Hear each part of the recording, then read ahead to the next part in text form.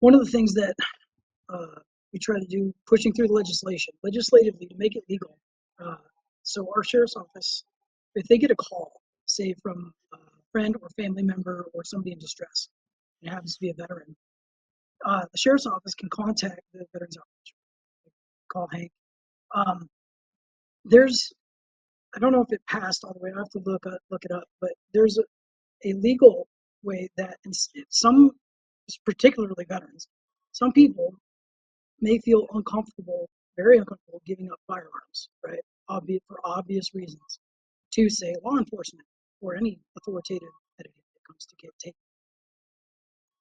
Legally, a Veterans Outreach, being not law enforcement, is able now where temporarily, with no questions asked, they can submit their firearms to a brother, a veteran, who can hold on to it. It's through a licensed FFL, and they can legally hold on to those. And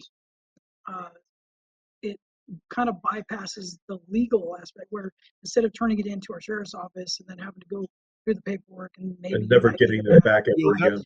And investigations and all that. So instead of that, we, the veterans, can take it, and there's a lot more trust involved, where it's not a legal, entity, not law enforcement entity. Either a veteran who's authorized or an FFL, if they have say they like to buy guns at a private dealer and they built a relationship with a local FFL in their area. If they have a local town shop who sells them guns, they can hold on to their firearm. And they're not law enforcement. So they can hold the firearm until they feel better, and then they get it back, and there's no questions asked. That's awesome.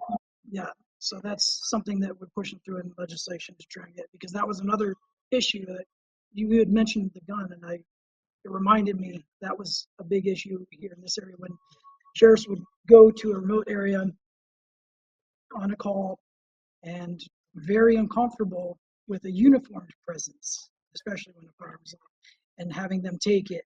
So having someone else who they know or have met through the Veterans Outreach that they trust to talk about, it not only calms the situation, but if there are firearms that the family is concerned, the person, because they don't want them to die, it also adds that other avenue where they can then relinquish their firearms willingly to someone they trust, who's not law enforcement, not a government agency, with more assurance that they can get their firearm back to them once they feel better and get them help. What's to stop the sheriff from taking the firearms from that individual after the veteran has handed him over? The Veterans Outreach. If they do that, the sheriff's office will lose the support of the veterans in the area. They will no longer trust them. Well, my buddy did something similar. My buddy Pete, when I was, I found out like the worst was happening in my life, and my ex's meat curtains were open to the public. Like literally, once I told him that, he was at my house within an hour, and he's like, "All right, your gun privileges are revoked for a year." And literally, we loaded every fucking thing into his car, and he took him to his house, which, I will forever be in his debt for that. Yeah, Pete's a good dude. Fuck yeah, he is. He's my brother. We went to war. Watch Grunt Speak live every Tuesday and Thursday at 8 p.m. Eastern. And if you want to join POC for Supporter Sundays, go to redonkulous.com/donate and make a monthly pledge. A link is in the meat caser box.